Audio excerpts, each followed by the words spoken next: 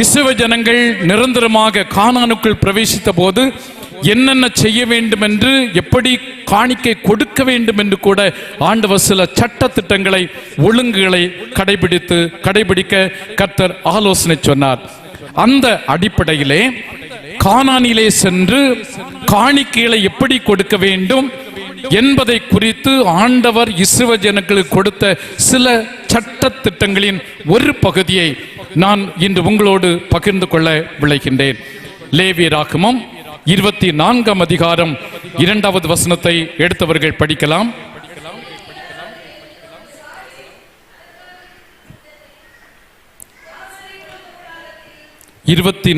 அதிகாரம் 2ஆம் வசனம். குத்து விளக்கு எப்பொழுதும் எரிந்து கொண்டிருக்கும்படி அதற்காக இடித்து பிழிந்த தெளிவான ஒலிவ எண்ணெயை இஸ்ரவேல் புத்திரர் கொண்டு வரும்படி அவர்களுக்கு கட்டளையிடுவாயாக. இடித்து பிழிந்த தெளிவான ஒலிவ எண்ணெயை இறை மக்கள் என்னிடம் கொண்டு வரும்படி இறை மக்களுக்கு நீ கட்டளையிடு. நம்ம சர்ச்சில் நிறைய இன்ஜினியர்ஸ் இருக்கிறாங்க இல்லையா, சிவில் இன்ஜினியர்ஸ் இருக்கிறாங்க. எப்படி கட்டிடங்களை கட்ட வேண்டும் என்று சொல்கிற வரைபடத்தை இவர்கள் போட்டு புதிய புதிய கட்டிடங்களை எல்லாம் கட்டுவார்கள். ஆண்டவர், நம்முடைய ஆண்டவர் மிகப்பெரிய ஒரு சிவில் இன்ஜினியர். நம்முடைய ஆண்டவர் மிகப்பெரிய ஒரு சிவில் இன்ஜினியர். ஆண்டவரும் மக்களும் சந்திப்பதற்காக ஒரு ஆசரிப்பு கூடாரத்தை கட்ட வேண்டும் என்று ஆண்டவர் மோசேக்கு கட்டளையிடுகிறார். நீங்க பாத்தீங்கன்னா இந்த மார்த்தா திருச்சபை பல வருடங்களுக்கு முன்பதாக கட்டிய திருச்சபை.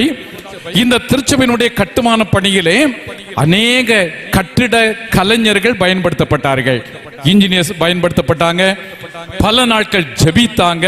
ஆண்டவரே, நாங்கள் இதை எப்படி கட்டி எழுப்ப வேண்டும், இதனுடைய அகலம் என்ன, நீளம் என்ன, உயரம் என்ன, இந்த ஆலயத்துக்குள்ள எதை எதை வைக்க வேண்டும் என்று பல நாட்களாக நம்முடைய பெரியவர்கள், முன்னோர்கள் ஜெபித்து இந்த ஆலயத்தை கட்டி அழகுபடுத்தி இருக்கிறார்கள்.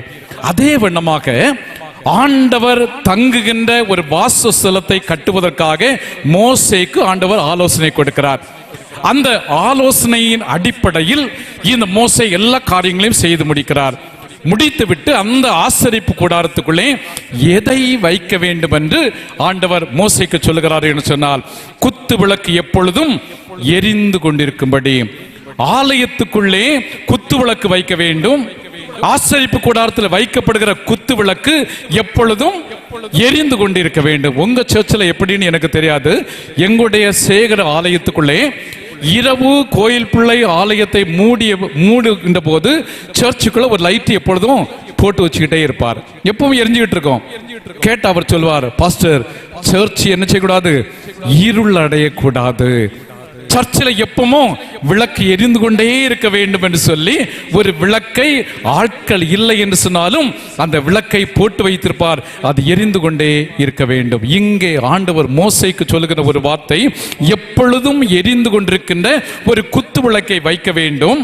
அந்த குத்து விளக்கு எரிவதற்காக இடித்து பிழிந்த தெளிவான ஒலிவ எண்ணெயை கொண்டு வர வேண்டும் என்று ஆண்டவர் மோசேக்கு கட்டளையிடுகிறார். அருமையான கர்த்தருடைய பிள்ளைகளே, ஒலிவ எண்ணெய் என்று சொல்லியிருக்கலாமே, தெளிவான ஒலிவ எண்ணெய் என்று சொல்லியிருக்கலாமே. இடித்து பிழிந்த தெளிவான ஒலிவ எண்ணெய் அப்படி என்று சொன்னா அங்கே என்னது இருக்குது, ஏதோ சில முக்கியமான காரியங்கள் இருக்கிறது. சங்க பண்டிகையிலே இதை சிந்திப்பது நமக்கு ஆசீர்வாதமாக இருக்கும். பொதுவாக ஒலிவ மரங்கள் அல்லது ஒலிவ எண்ணெய்கள் இஸ்ரவேல் ஜனங்களோடு இணைந்து விட்ட ஒன்று. நம்ம பகுதியில் பார்த்தீங்கன்னா பனை மரங்கள் இல்லையா, பனை மரத்தை இப்ப என்ன செய்யக்கூடாது, வெட்டக்கூடாது, அரசு தடை விதித்திருக்கிறது. அந்த அளவுக்கு பனை மரங்கள் நம்முடைய முன்னோர்களுடைய வாழ்க்கையோடு இணைந்து விட்ட ஒன்று. அதில் கிடைக்கிற அக்கானி, அதில் கிடைக்கிற நொங்கு, அதில் கிடைக்கிற ஏனைய பொருட்கள் எல்லாம் நம்முடைய முன்னோர்களை அவைகள் தான் வளர்த்து எடுத்தன. அது நமக்கு நல்லா தெரியும். நம்முடைய முன்னோர்கள் எல்லாம் பனையேறுகின்ற தொழில் செய்தவர்கள் தானே இல்லையா.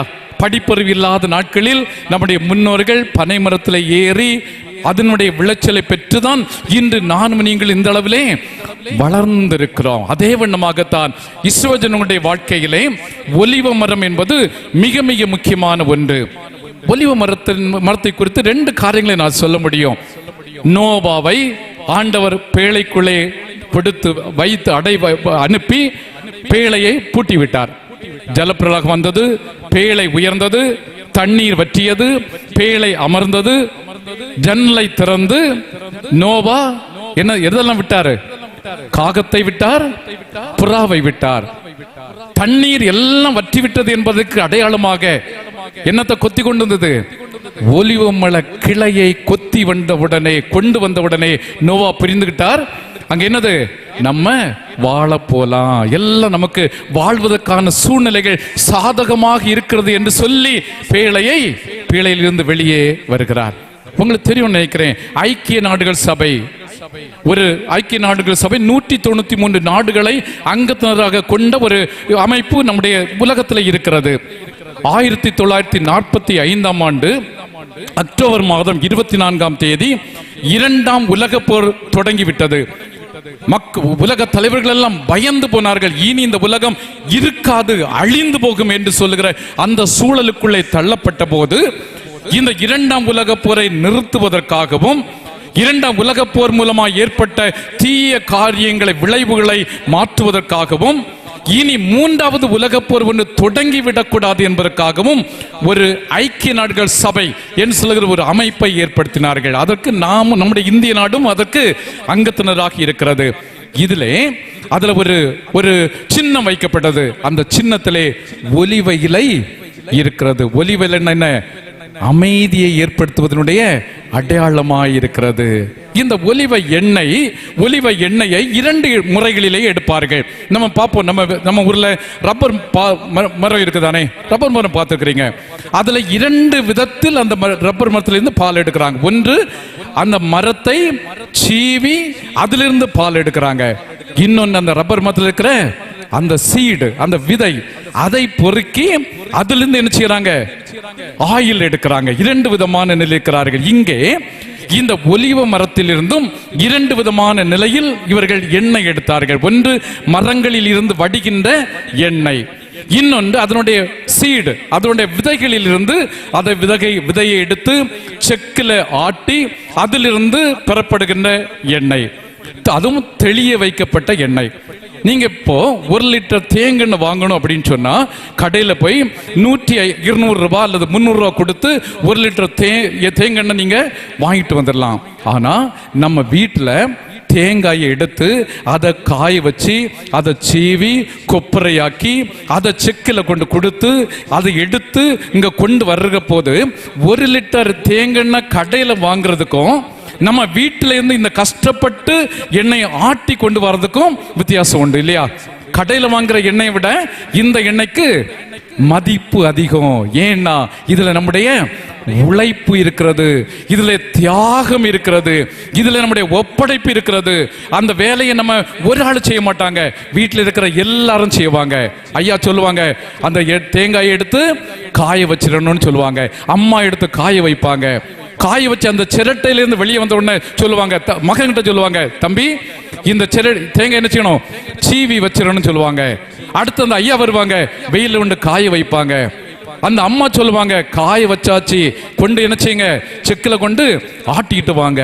வீட்டில் இருக்கிற எல்லாருடைய இணைந்த பங்களிப்பில் வெளிப்படுகிற அந்த எண்ணெய் இருக்கிறதே, அந்த எண்ணெய்க்கு மவுசு கூடுதல், மதிப்பு கூடுதல், அதனுடைய பெருமை கூடுதல்.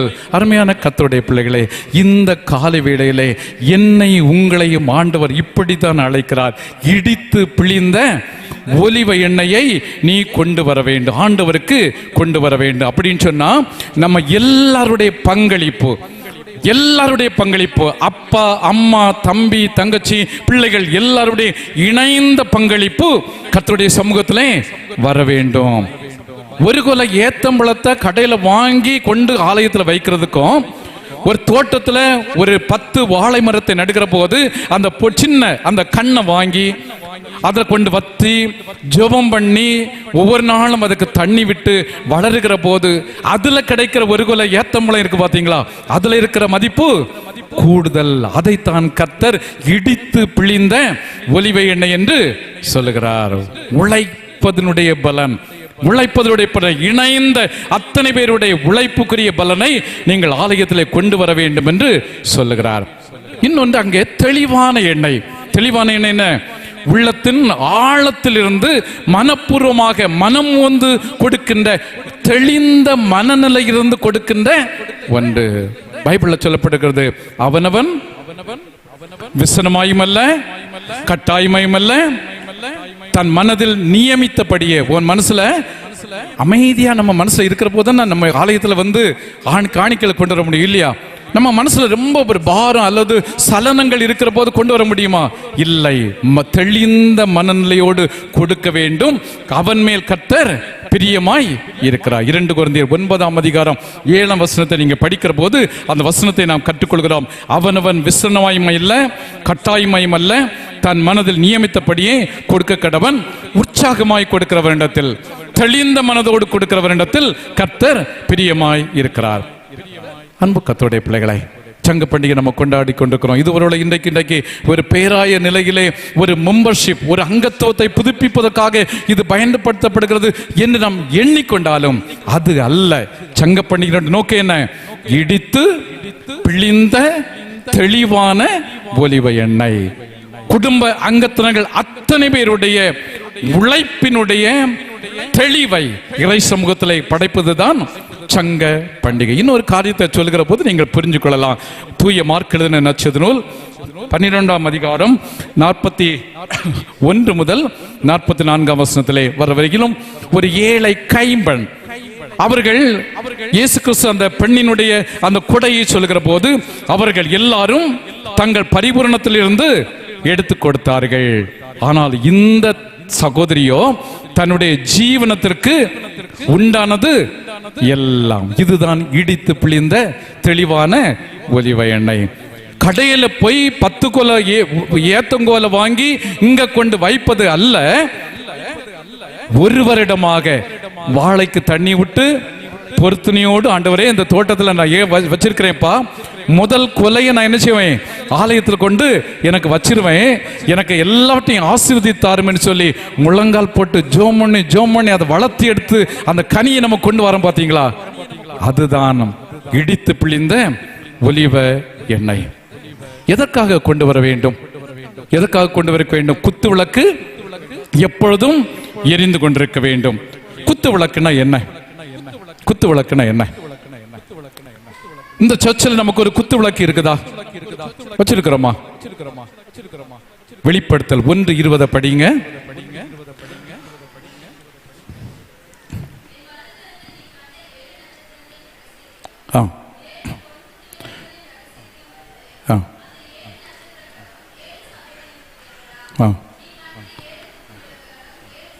ஏழு குத்து விளக்குகளும் 7 சபைகளாம். இந்த மார்த்தாள் திருச்சபை ஒரு குத்து விளக்கு.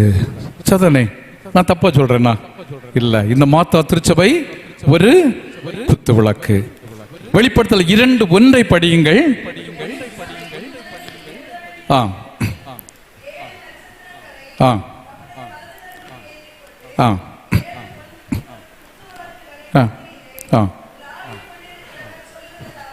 பொன் குத்து விளக்குகளின் மத்தியில் உலாவுகின்றவர் சொல்லுகிறாராவது, இந்த மார்த்தாள் திருச்சபை ஒரு குத்து விளக்கு. இந்த பொன் குத்து விளக்குல யார் உலாவுகிறார்? ஆண்டவர் உலாவிக் கொண்டிருக்கிறார். நாம் பார்க்கிறோம். நான் இதை சிந்திக்கிறேன். ஒரு குத்து விளக்குல எத்தனை அகல் இருக்கும்? 5 இருக்கும் அல்லது 7 இருக்கும். இந்த மார்த்தாள் திருச்சபை ஆகிய இந்த குத்து விளக்குல இருக்கிற ஒவ்வொரு குடும்பமும் ஒவ்வொரு அகல். அது ஒத்துக்கிடலாமா? இந்த குத்து விளக்கு இந்த மார்த்தாள் திருச்சபை. இந்த திருச்சபையில் இருக்கிற ஒவ்வொரு குடும்பமும் அந்த குத்து விளக்கினுடைய ஒவ்வொரு அகல். இந்த அகல் அணைந்து விடாதபடி ஒரு இடத்துல ஒரு முக்கியமான விஷயத்துக்காக ஒரு குத்து விளக்கு ஏற்றுவாங்க. 5 அகல்களும் இருந்திருந்தாதான் அது மகிழ்ச்சி. ஒருவேளை ஏதாவது ஒரு அகல் அணைஞ்சிட்டுன்னா அந்த கூட்டத்தில் இருக்கிறவங்களுக்கு என்ன செய்வாங்க? வருத்தப்படுவாங்க இல்லையா? வருத்தப்படுவாங்க, சங்கடப்படுவாங்க. ஐயோ, ஒரு அகல் 4 எரியுது, ஒன்று அணைஞ்சு, ஒன்று தான் அணைஞ்சு விடுங்கன்னு சொல்ல மாட்டாங்க. ஓடி வந்து அந்த அகலை என்ன செய்வாங்க? கொளுத்தி வச்சிருவாங்க. அருமையான கர்த்தருடைய பிள்ளைகளை, இந்த மார்த்தா திருச்சபையினுடைய அத்தனை குடும்பங்களும் இந்த குத்து விளக்காகிய இந்த அகலிலே நீங்கள் எரிந்து கொண்டிருப்பதற்காக இடித்து பிழிந்த ஒலிவெண்ணையை கொண்டு வாருங்கள் என்று சொல்லுகிறார். அவருக்கு நம்ம கொடுத்து அவர் டெபாசிட் பண்ண வேண்டாயா? அவருக்கு கொடுக்க வேணுமா? பூமியும் அதில் நிறைவும் அதில் உள்ள குடிகளும் கர்த்தருடையது. அவர் நமக்கு தந்தாதாயா நம்ம வாங்க முடியும். அவருக்கு நம்ம என்ன செய்ய வேண்டியதில்லை, கொடுக்க வேண்டியதில்லை. சொல்றாரு, உங்க குடும்பம் எரிந்து பிரகாசிப்பதற்காக இடித்து பிழிந்த ஒலிவெண்ணெய் கொண்டு வாருங்கள் என்று ஆண்டவர் சொல்லுகிறார். நம்ம குடும்பம் எரியணும்னா, நம்ம குடும்பம் பிரகாசமா இருக்கணும் சொன்னா, நம்ம பிள்ளைகள் பிரகாசமா இருக்கணும் சொன்னா, இடித்து பிழிந்த இந்த ஒலிவெண்ணையை இந்த குத்து விளக்காகிய இந்த மார்த்தா திருச்சபைகளை கொண்டு வாருங்கள். அத்தனை குடும்பங்களும் மிக சிறப்பாக எரிந்து பிரகாசிக்கும். தூய யோவான் எழுதின நற்செய்தி 21ஆம் அதிகாரம் 5ஆம் வசனத்திலே நீங்க படியுங்கள். யாராவது எடுத்தவர்கள் படியுங்கள். பிள்ளைகளே, புசிக்கிறது ஏதாக்கிலும் உங்களிடத்தில் உண்டா என்று கேட்டார். எதுக்கு கேட்டார்? அவருக்கு பசி வந்துட்டா? ஏசப்பாவுக்கு ஆண்டவருக்கு பசி வந்தனாலே கேட்டாரு? இல்லை. நல்லா புரிஞ்சுக்கோங்க, பிள்ளைகளை புசிக்க ஏதாவது உங்களுக்கு உண்டா? ஏன் ராத்திரி முழுவதும் நீங்க ஒர்க் பண்ணி இருக்கிறீங்க, டயர்டா வந்திருக்கிறீங்க, உடனடியாக நீங்க சாப்பாடு கொடுக்கறதற்கு சாப்பிடுறதுக்கு உங்களுக்கு ஏதாகிலும் உண்டா? உங்களுக்கு ஏதாவது உண்டான்னு கேட்கிறாரு. என்ன சொல்றாங்க பாருங்க, ஒன்றும் இல்லை என்று சொல்லுகிறாங்க. யோவான் 21ஆம் அதிகாரம் 6ஆம் வசனத்திலே ஒரு நல்ல ஒரு ஐடியா கொடுக்கறாங்க. நீங்கள் வலதுபுறமும் நீங்க போங்க, எல்லாம் அவர் சொல்லுகிறார். அன்பு தகப்பனே, தாயே, ஒவ்வொருவருக்கும் ஒவ்வொரு விதமான தொழில் தந்திருக்காரு இல்லையா? கொத்தனாராக, ஒரு டிரைவராக, ஒரு ஆசாரியராக, ஒரு டீச்சராக, ஒரு இன்ஜினியராக, ஒரு நர்ஸாக பலதரப்பட்ட பணிகளை எல்லாம் தந்திருக்கிறாரு. இந்த பணிகள் எல்லாம் எதுக்கு தந்திருக்காரு தெரியுமா? நம்ம எல்லாரும் சந்தோஷமாய் இருப்பதற்காக. ராத்திரி முழுவதும் நைட் டியூட்டி முழுவதும் முடிச்சுக்கிட்டு அப்படி டயர்டா இங்க வீட்டுக்கு வர்ற போது வீட்டுல ஒன்னும் இல்லைன்னா எப்படி இருக்கு அந்த வீடு? அந்த மக்கள் எப்படி இருப்பாங்க இல்லையா? அதே நிலைதான் கேட்கிறாரு.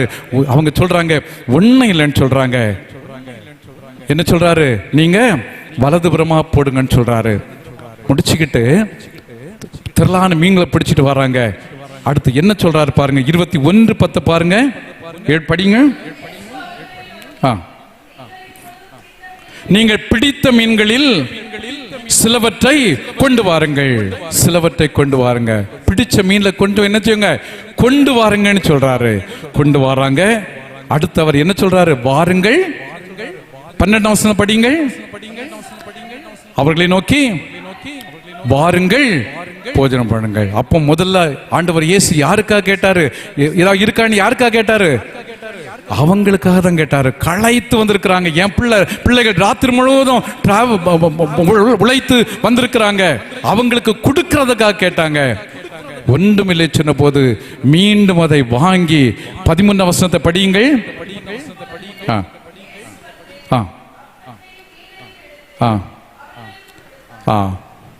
பாருங்க, ஏற்கனவே அப்போ சீடர்கள் கொடுத்ததா? மீன் பிடிச்சிட்டு வந்தவங்க கொடுத்ததா? இல்லை.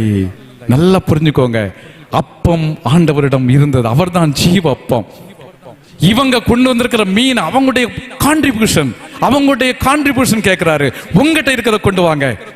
அதையும் சேர்த்து சமைச்சு என்ன செய்யறாரு? அப்பத்தையும் மீனையும் கொடுக்கிறார். இதுதான் சங்க பண்டிகையா, வேற ஒண்ணும் கிடையாது. சங்க பண்டிகை என்னது? இங்க இருக்குது, ஆண்டவருடைய செல்வம் இருக்குது, ரிசோர்ட்ஸ் இருக்குது. உங்ககிட்ட கேட்கிறாரு, உங்க வீட்டுல இருந்து என்ன செய்யுங்க?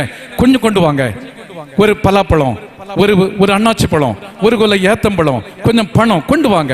இங்க கொண்டு வச்சாச்சுன்னா அவர் அதை ப்ரிப்பேர் பண்ணி அதை ஆயத்தப்படுத்தி அவருக்கு கொண்டு போக மாட்டாரு, திரும்ப உங்களுக்கே திரும்ப தருவாரு. வாருங்கள், புசியுங்கள். 21ஆம் அதிகாரம் 13ஆம் வசனத்திலே எடுத்து அவர்களுக்கு கொடுக்கிறார். எடுத்து அவர்களுக்கு கொடுக்கிறார். நம்ம வாயில கொடுப்பார். நம்ம அப்பா அம்மா பிள்ளைகள் இப்ப இல்ல, நம்ம பிள்ளைகள் எல்லாம் நம்ம செல்லமா வளர்க்கிறோம் இல்லையா? பிள்ளைகளுக்கு நம்ம இப்ப என்ன செய்யறோம்? ஒரு காலத்துல நம்ம சாப்பிட்டோம், அன்னைக்கு இப்ப நம்ம பிள்ளைகளுக்கு என்ன செய்யறோம்? ஊட்டி விடுறோம். அன்றைக்கு இயேசு அந்த சீடர்களுக்கு ஊட்டி கொடுத்திருப்பாரு. ஐயா, நான் அதை இப்படி சிந்திக்கிறேன். ஊட்டி கொடுத்திருப்பாரு. அவங்க கொண்டு வந்திருக்கிற மீன், ஆண்டவருடைய அப்பம் எல்லாம் சேர்த்து ஒவ்வொரு அவங்களை உட்கார வச்சு, கடற்கரை மணல்ல உட்கார வச்சு ஒவ்வொன்றா என்னது ஒவ்வொரு வாயிலையுமா கொடுத்து அவர்களை போஷித்தார். அதுதான் சங்க பண்டிகை. மீனாக கொடுத்ததை, கொண்டு வந்ததை கொடுத்து சமைத்து உணவாக பரிமாறுவதுதான் சங்க பண்டிகை. அன்பு கர்த்தருடைய பிள்ளைகளை, சங்க பண்டிகை என்றால் இதுதான். மார்த்தா திருச்சபையினுடைய விசுவாச குடும்பங்கள் கர்த்தருடைய சமூகத்தில் கொண்டு வந்து படைத்திருக்கிற இடித்து பிழிந்த தெளிவான ஒலிவ எண்ணெயை மீண்டும் என்ன செய்கிறாரு? உங்களுக்கு கொடுக்கிறார். எப்படி கொடுக்கிறார்? ஒளியாக கொடுக்கிறார். குத்து விளக்கில் ஏற்றப்பட்டிருக்கிற அந்த எண்ணெய், அந்த எண்ணெய் தான் இந்த திரியை எரிய வைக்கிறது. அந்த எண்ணெய் தான் உங்கள் குடும்பங்களை எரிய வைக்கிறது. ஐயா, உங்க குடும்பம் அணைந்து போகாதபடி அந்த எண்ணெய் ஊற்றப்பட்டு கொண்டே இருக்க வேண்டும். அப்படின்னு சொன்னா உங்களுக்கும் இந்த சர்ச்சுக்கும் ஒரு க்ளோஸ் ரிலேஷன்ஷிப் இருக்கணும். இந்த சர்ச்சுக்கும் உங்களுக்கும் ஒரு டீப் ரிலேஷன்ஷிப் இருக்கணும். நல்ல ஒரு உறவு இருக்கணும். அப்போதான் எப்போ எண்ணெய் குறையுதோ அந்த எண்ணெய் குறையாம அப்படியே விட முடியும். நான் ஒரு சர்ச்சுக்கு நீங்க முடிஞ்சா நீங்க போய் பாருங்க. தூத்துக்குடி மாவட்டத்திலே முதலார் என்று சொல்லுகிற ஒரு திருச்சபை இருக்கிறது. ஒரு பாரம்பரிய திருச்சபை. அந்த கிராமத்தில் ஆயிரக்கணக்கான குடும்பங்கள், ஏனைய சமய நண்பர்கள் அங்க கிடையாது. நான் அங்க போய் பார்த்திருக்கிறேன். அங்க ஒரு குத்து விளக்கு இருக்குது. மிஷனரிமார்கள் அந்த இடத்துல கொண்டு வந்து வைத்த ஒரு குத்து விளக்கு. நீங்க இப்போ போனாலும் அது எரிந்து கொண்டே இருக்கும். அங்க கிராமத்தில் உள்ள என்ன மக்கள் என்ன செய்வாங்க?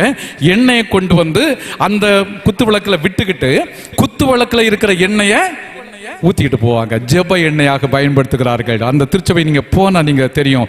முதலார் என்று சொல்லுகிற ஒரு திருச்சபை. அன்பு கர்த்தருடைய பிள்ளைகளை, குத்து விளக்கு எப்பொழுதும் எரிந்து கொண்டிருக்கணும். ஒரு குடும்பம் கூட அணைஞ்சிடக்கூடாது. ஒரு அகல் கூட அணைஞ்சிடக்கூடாது. இந்த மார்த்தா திருச்சபையுடைய ஒரு குடும்பம் அணைஞ்சின்னு சொன்னா ஒட்டுமொத்த குத்து விளக்குக்கும் அது தலை குனிவாய் விடும். எனவே தான் ஆண்டவர் தெளிவாய் சொல்கிறார், இந்த குத்து விளக்காகி இந்த ஆலயத்துக்குள்ளே ஒரு குடும்பம் கூட அணைந்து விடாதபடி எரிந்து கொண்டிருப்பதற்காக இடித்து பிழிந்த எண்ணெயை நீங்கள் கொண்டு வாருங்கள் என்று ஆண்டவர் நம்மை பார்த்து சொல்லுகிறார். கர்த்தருடைய சமூகத்தில் கொடுத்து வாங்குவது ஒரு நிகழ்ச்சி சொல்லி நான் நிறைவுக்கு கொண்டு வருகிற நேரமாகிறபடினாலே, நான் முன்பு பணியாற்றிய ஒரு திருச்சபையிலே ஒரு நண்பர் உண்டு. அவர் ஒரு நல்ல ஒரு சபையினுடைய ஒரு நல்ல ஒரு மூப்பனராக பணியாற்றிய ஒரு நல்ல தெய்வீக பயமுள்ள ஒரு நல்ல தகப்பனார். ஒரு நாள் ஒரு முறை ஃபாஸ்டிங் முறையில் அவர் சாட்சி சொன்னார். என்ன சொன்னார்னா, பாஸ்டர், எனக்கு கொஞ்சம் மாத வருமானம் உண்டு. அந்த வந்த வருமானம் வாங்கிட்டு வந்த சம்பளம் வாங்கிட்டு வந்து இப்போ தான் நமக்கு பேங்க்ல வருது இல்லையா? முன்னாடியில் என்னது கேஷாக தான் தருவாங்க, கேஷாக தருவாங்க. கொண்டு வந்த உடனே நாங்கள் குடும்பமாக என்னுடைய மனைவி பிள்ளைகளாக சேர்ந்து முழங்கால் போட்டு அந்த நடுவில் நாங்கள் அந்த சம்பளத்தை வச்சு நாங்கள் ஜோம் பண்ணுவோம். பாஸ்டர் ஜோம் பண்ணிக்கிட்டு அதில் 10ல் 1 அப்படி எடுத்து ஒரு பாக்ஸ் வச்சிருப்போம். அந்த பாக்ஸுக்கு பேர் காணிக்கை பெட்டி. அந்த காணிக்கை பெட்டியில் அப்படி தூக்கி வச்சிருவோம். அதை எதுக்கெல்லாம் பயன்படுத்துவோம்னு சொன்னா, ஐயா என்கிட்ட ஒன்றும் இல்லை, சாப்பாட்டுக்கு ஒரு 50 ரூபா தாங்கன்னா அதுலேருந்து நாங்கள் எடுத்து கொடுப்போம். ஆலயத்துக்கு நாங்கள் காணிக்கைகளை கொடுப்போம், தேவைகளுக்கு கொடுப்போம். அதுல இருந்து நாங்கள் காசு எங்க செலவுக்கு எடுக்கிறதே இல்லை. மீதி காசை எடுத்து நான் எண்ணிக்கிட்டு அதுல ஒரு 25%, இப்போ 1000 ரூபாய்னா 250 ரூபாய் எனக்கு மனைவி கையில கொடுத்துருவேன்.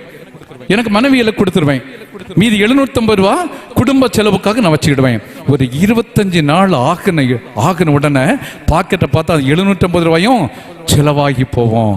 நான் என்ன செய்யறேன் தெரியும்? மீதி 5 நாள் செலவினத்தை சரிச்சுவதற்காக அப்படியே எனக்கு மனைவியை எட்டி பார்ப்பேன். அவ எதுவுமே கேட்க மாட்டா. இந்தாங்க கொண்டு போங்க. என்னது? கணவர் ஏற்கனவே கொடுத்த காசை அவங்க கையில கொடுத்துருவாங்க. அன்பு கர்த்தருடைய பிள்ளைகளை, கர்த்தருக்கு கொடுத்து பாருங்கள், அதனுடைய பலனை நீங்கள் அனுபவிக்க முடியும். கொடுத்து பார்க்கிற போது நம்மகிட்ட எப்பெல்லாம் இல்லையோ அப்பெல்லாம் நீ தந்தது நான் இருக்குப்பா, கூட கொஞ்சமா வச்சுக்க, கொண்டு போயின்னு சொல்லி ஆண்டவர் திருப்பி கொடுக்கிற ஒரு ஆசீர்வாதமான அனுபவங்கள். அன்பு கர்த்தருடைய பிள்ளைகளை, ஒரு திருமறை பகுதியை சொல்லி நான் நிறைவுக்கு கொண்டு வருகிறேன். மத்தேயு எழுதின நற்செய்தி நூல் 14ஆம் அதிகாரம் 19, 20 ஆகிய வசனங்களை படியுங்கள். நான் இந்த பகுதியை நிறைவுக்கு கொண்டு வருகிறேன். மத்தேயு 14, 19, 20.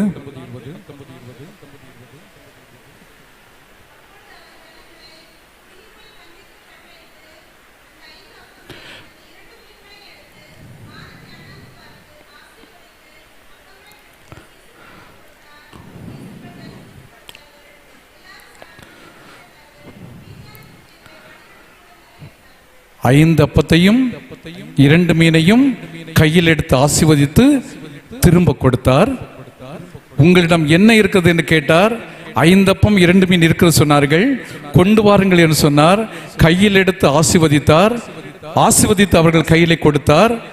அத்தனை பேரும் சாப்பிட்டு திருப்தி அடைந்து மீதி எடுத்தார்கள். எந்த குடும்பத்துல திருப்தி இருக்கிறதோ அந்த குடும்பத்துல தான் மீதி எடுக்க முடியும். மீதி எடுக்கணும் சொன்ன அந்த வீட்டுல என்னது வேணும்? திருப்தியான ஒரு வாழ்க்கை வேணும். அது சாப்பாட்டுக்கான காரியம் மட்டும் இல்ல, எல்லா காரியத்திலையும். ஆண்டவர் எனக்கு தந்திருக்கிற ஒரு சைக்கிளா போதும், எனக்கு தந்திருக்கிற ஒரு சின்ன ஒரு பைக்கா அது போதும், எனக்கு தந்திருக்கிற ஒரு 10 சென்ட் நிலமா அது போதும், எனக்கு தந்திருக்கிற ஒரு ரூமா போதும். அந்த ஒரு திருப்தி எங்கே வருகிறதோ அங்கேதான் மீதியை எடுக்க முடியும். நீங்க மீதி எடுத்திருக்கிறீங்களா? பணத்துல இல்ல, உங்களுடைய மனதளவுல ஆண்டவர் என்னோடு கூட இருக்கிறார் அப்படின்னு சொன்னா, இல்லை என்று சொன்னால் அவர் கையில எல்லாத்தையும் கொடுத்துருங்க. அது 5 அப்பமாக இருக்கலாம், 2 மீனாக இருக்கலாம், கொஞ்சம் அரிசியா இருக்கலாம், கொஞ்சம் தேங்காய் இருக்கலாம், அல்லது நம்முடைய வாழ்க்கையினுடைய இயலாமை இருக்கலாம். எல்லாத்தையும் அவர் கையில் ஒப்பு கொடுக்கிற போது அவர் கையில் எடுத்து ஆசீர்வதித்து திரும்ப உங்களுக்கு தருவார். அவர் உங்களுக்கு தருகிற போது சாப்பிட்டு திருப்தி அடைந்து மீதியும் எடுக்க முடியும். அந்த மீதி அடுத்த தலைமுறைக்கு வைக்கப்படுகிற ஒரு ஆசீர்வாதம். மீதி எங்க என்ன செய்வோம்? வேஸ்ட் பண்ண மாட்டோம் இல்லையா? வைக்க மாட்டோம். 12 கூடை நிறைய எடுத்தார்கள். 12 கூடை எதுக்கு? அடுத்த ஜெனரேஷனுக்காக. ஒரு தகப்பனுடைய, ஒரு தாயினுடைய, ஒரு திருச்சபையினுடைய தலையாய நோக்கம் என்ன தெரியுமா? அடுத்த தலைமுறைக்கு எதை விட்டு செல்கிறோம்? அடுத்த தலைமுறைக்கு எதை விட்டு செல்கிறோம்? கர்த்தருடைய ஆசீர்வாதத்தை அடுத்த தலைமுறைக்கு கடத்தி செல்லுகின்றவர்களாய் இந்த சங்க பண்டிகையின் ஆசீர்வாதத்தை சொந்தமாக்குங்கள். கர்த்தர் உங்களோடு கூட இருந்து உங்களை தொடர்ந்து ஆசீர்வதிப்பாராக. ஆமென்.